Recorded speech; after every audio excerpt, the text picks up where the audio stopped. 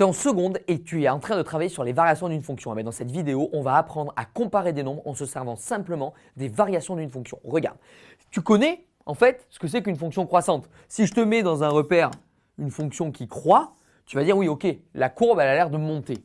Ok. Pourquoi c'est génial? Parce que imagine que je te donne cette fonction. Tu ne la connais pas, on est d'accord. Tu ne connais même pas l'expression algébrique de cette fonction. Et que je te donne le nombre ici, racine de 2, ok? Et que je te donne ici le nombre pi. Et que je te dis, est-ce que tu peux me comparer f de racine de 2 et f de pi? C'est-à-dire comment va se comporter l'image de racine de 2 par rapport à l'image de f de pi? Plus grande, plus petite, comment ça marche? Mais là, tu vas dire, ok, moi je sais que racine de 2 est plus petit que pi. On est d'accord, racine de 2 est plus petit que 3,14 environ. Ok. Eh bien, comme la fonction est croissante, vous voyez bien que l'image de racine de 2, elle va rester plus petite que l'image de pi. Les images et les antécédents sont rangés dans le même ordre. Donc f de racine de 2 va être plus petit que f de pi. J'ai pu comparer deux nombres, je ne connais même pas l'image. En fait, je ne sais pas la valeur de cette image-là. Cependant, je sais que comme la fonction est croissante, les images et les antécédents vont être rangés dans le même ordre. Et tu auras compris que pour les fonctions décroissantes, c'est tout le contraire. Imaginons maintenant que je te donne une fonction décroissante sur un intervalle. Donc une fonction qui, quand je regarde sa courbe, descend au fur et à mesure que les x augmentent. Eh bien, qu'est-ce qui se passe? Si je prends deux nombres, par exemple a, ce coup-ci, je prends des lettres même pour te dire que je ne connais même pas les nombres, et b. Et je te dis, bon, est-ce que tu peux me comparer f de a et f de b? C'est-à-dire comparer les deux nombres sans connaître les images. Qu'est-ce que tu vas faire? Tu vas dire, mais regardez, la fonction elle est décroissante ici, je me rends bien compte que les images et les antécédents, ils ne sont pas rangés dans le même ordre. Si j'ai a plus petit que b, eh bien f de a, elle est bien plus grande que f de b. Donc on peut se servir des variations d'une fonction pour pouvoir comparer des nombres sans calculer leur image. Regardez, c'est un truc de fou quand même. On a pu comparer f de a et f de b, je ne sais même pas qu'est-ce que vaut l'expression algébrique f de x de la fonction. Donc tu retiens que grâce aux variations d'une fonction, tu peux comparer des nombres juste en te servant justement de leurs variations. Regardons dans cette vidéo comment on va pouvoir déterminer les variations d'une fonction. Eh bien, ça se fait juste graphiquement. Regarde, c'est très simple. C'est vraiment une vidéo facile, tu vas tout comprendre. Si on te donne la courbe représentative d'une fonction f et qu'on te dit, est-ce que tu peux décrire les variations de cette fonction? Décrire, c'est-à-dire dire sur quel intervalle elle est croissante et sur quel intervalle elle est décroissante. Eh bien, regarde, on se rend compte que de moins 6 à moins 2, les images vont être de plus en plus grandes quand les x augmentent. Donc en fait, on peut dire que f, elle est croissante sur l'intervalle moins 6, moins 2. Et puis ensuite, on se rend compte qu'elle va être décroissante pour x compris entre moins 2 et 4, puisque les images vont être de plus en plus petites quand x augmente. Donc on va dire que f est décroissante sur moins 2, 4. Et ensuite, on se rend compte que f est croissante sur 4, 6. Eh bien, si f est croissante sur 4, 6, on le note, voilà, f est croissante sur 4, 6, ça veut dire que les images vont être de plus en plus grandes quand les x augmentent. J'ai réussi à décrire les variations de cette fonction entre moins 6 et 6, juste avec des phrases, en résumant, en disant quand est-ce que la fonction a l'air de monter, quand est-ce que la courbe de la fonction a l'air de descendre, et c'est super intuitif et super facile.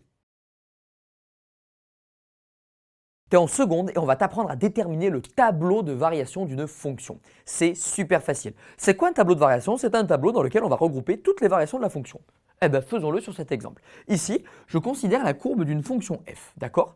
Qu'est-ce que je vais mettre dans mon tableau de variation? Déjà, un tableau de variation, ça a deux lignes. La première ligne regroupe les valeurs de x. Les valeurs de x, les premières, c'est l'ensemble de définitions. Ici, j'ai donné la courbe sur l'intervalle moins 5, 4. Donc, ce sont les valeurs que je vais positionner aux extrémités de mon tableau.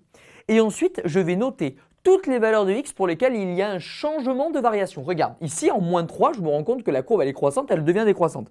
Donc ici, je mets moins 3. Ensuite, elle est décroissante, décroissante, décroissante. Et je me rends compte qu'en 2, quand x vaut 2, ici, il y a encore un changement de variation, donc je le mets.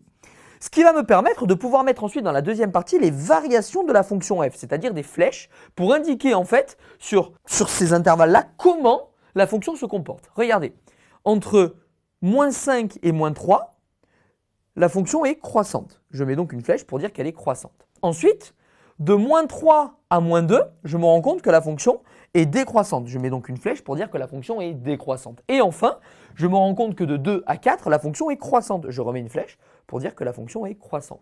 Mais ce n'est pas tout. Il faut que je mette aux extrémités de chaque flèche les images correspondantes, c'est-à-dire ici l'image de moins 5. L'image de moins 5 ici vaut 0, donc je mets 0. Ici, je me rends compte que l'image de moins 3, je vous l'ai faite apparaître sur le graphique, elle vaut 2, donc je mets 2.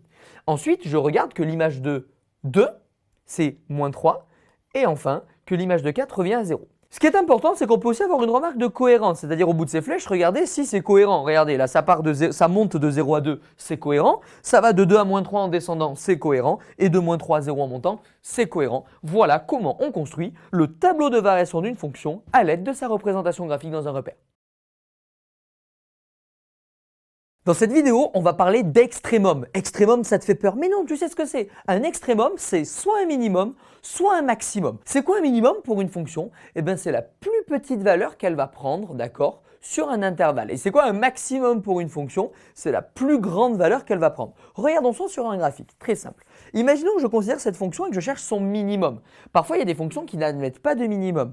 Pour qu'elle admette un minimum, il faut qu'il existe une valeur de x telle que l'image donne la plus petite valeur de toutes les images. Ici, je me rends compte qu'il y a un sommet en bas, orienté dans ce sens-là, tel que toutes les images, regardez, elles vont être plus grandes que cette valeur. Et il existe bien une valeur 2, ici, telle que f de 2 donne moins 3. Donc on peut dire que moins 3, c'est un minimum, c'est le minimum ici, sur l'intervalle en tout cas, moins 5, 4, de la fonction f. Et il est atteint quand x vaut 2.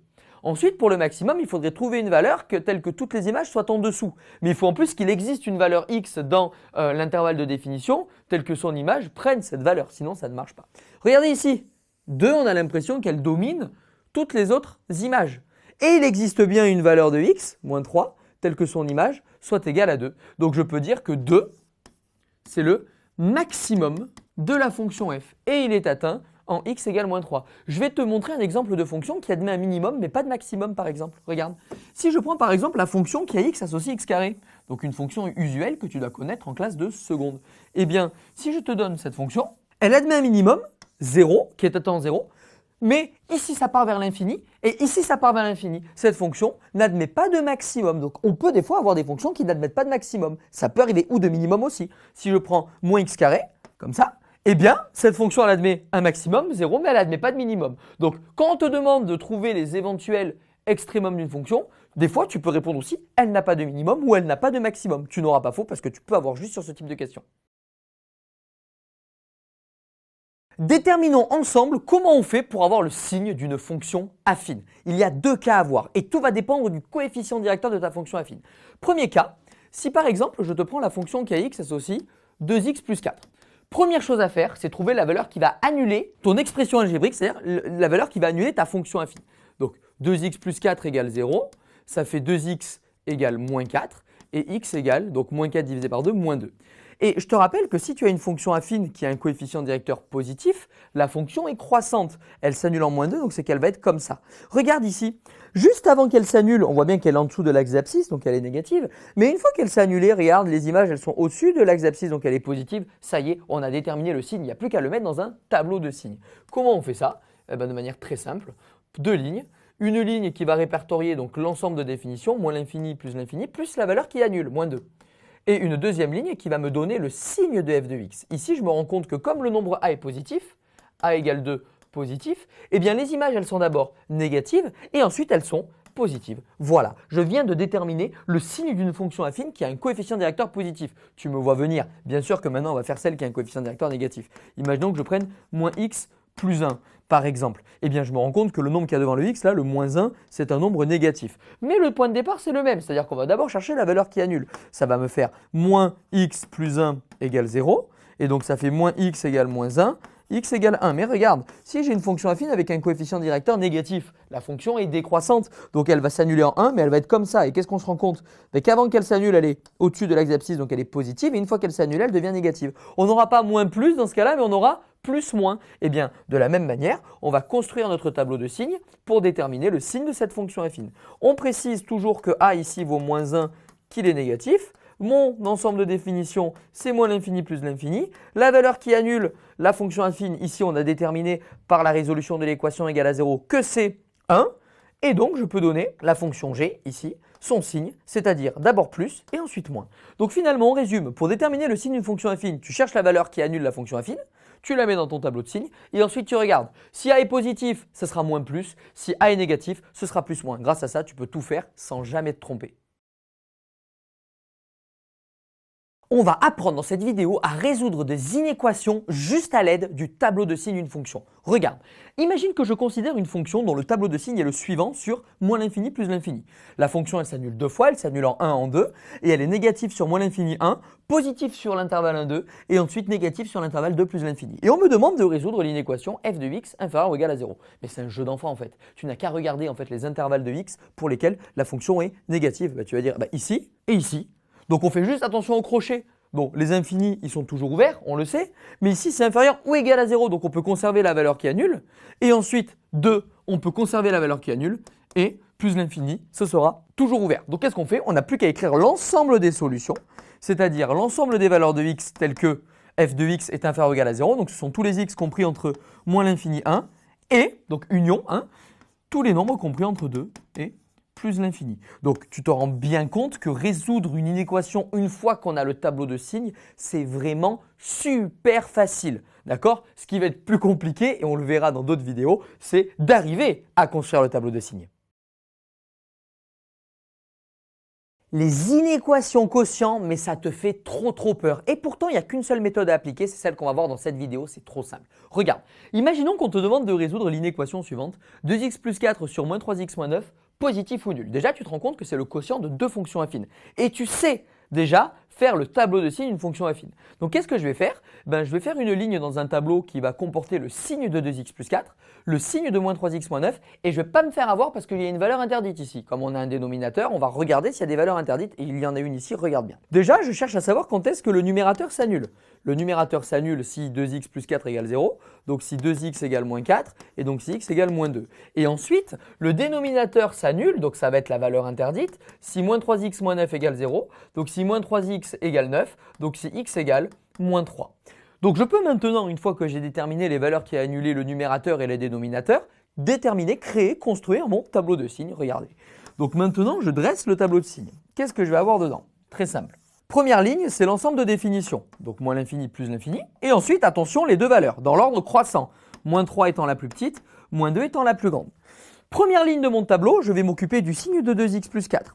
2x plus 4, il s'annule en moins 2. Et c'est une fonction affine de coefficient directeur 2, donc qui est positif, donc on sait que ça va être moins et plus. Maintenant, je vais m'occuper du dénominateur. Moins 3x moins 9. Je sais que la valeur qui annule moins 3x moins 9, c'est moins 3. Et je regarde donc le coefficient directeur A qui vaut moins 3. Il est négatif, donc ce ne sera pas moins plus, mais ce coup-ci, plus moins. Et maintenant que j'ai fait le numérateur et le dénominateur, je vais tout synthétiser pour étudier le signe de 2x plus 4 sur moins 3x moins 9. Alors comment je fais? Attention, moins 3, on est d'accord, c'est une valeur qui annule moins 3x moins 9. Ce n'est pas une valeur interdite pour moins 3x moins 9. Par contre, si moins 3x moins 9 est au dénominateur, c'est une valeur interdite. Donc ici, on n'a pas le droit de dire que ça annule le dénominateur. Il ne faut surtout pas que ça annule le dénominateur. Dans ce cas-là, on met ce qu'on appelle une double barre. Ça permet d'indiquer que moins 3 est une valeur interdite. On ne peut pas prendre x, ne peut pas prendre cette valeur, sinon on a un gros problème. Par contre, moins 2, ça annule le numérateur et ça, c'est possible. Sur cet intervalle, on a moins, plus. Moins par plus, on utilise la règle des signes d'un quotient, ça fait moins. Ici, on a moins, moins. Moins par moins, plus. Et ici, on a plus par moins, moins. Quand est-ce que finalement ce quotient est positif ou nul? On ne peut pas prendre moins 3 parce que c'est une valeur interdite, mais on n'a plus qu'à lire dans le tableau les solutions. Donc moins 3 exclu, jusqu'à 2 inclus, et voilà. Une fois avoir déterminé votre tableau de signes, vous n'avez qu'à lire le ou les intervalles pour que ça fonctionne bien. Et on n'oublie surtout pas qu'ici, on a une valeur interdite. C'est la valeur qui annule le dénominateur. Il faut surtout bien la faire apparaître parce que sinon, tu vas te planter et surtout, tu vas diviser par 0, ce qui est formellement interdit. Je t'annonce d'entrée de jeu que dans cette vidéo, il va y avoir du niveau. On va résoudre ensemble une inéquation un peu costaud pour le niveau seconde, mais tu vas voir que tu as déjà mis un pied dans la première spé. Comment on fait ça? Alors, on te demande de résoudre 3x plus 1 au carré supérieur ou égal à 25. Là, tu as envie de passer à la racine carrée. Surtout pas. Moi, je vais tout faire passer du même côté.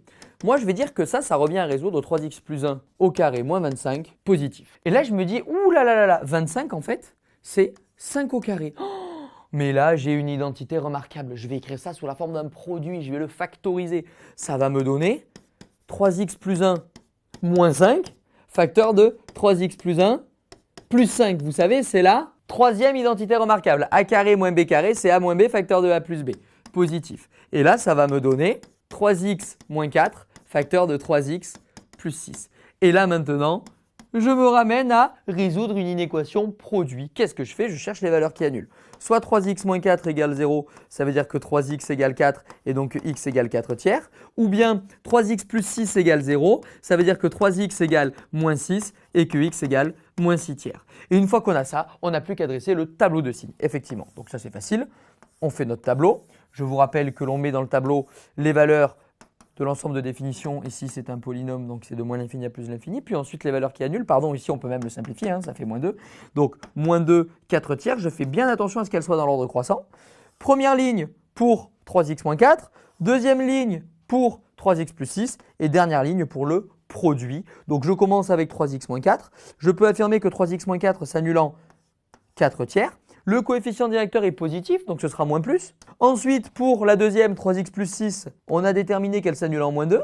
Le coefficient directeur est aussi positif, c'est toujours 3, donc c'est aussi moins plus. Et je peux dire que le produit, lui, s'annule deux fois, ici et ici.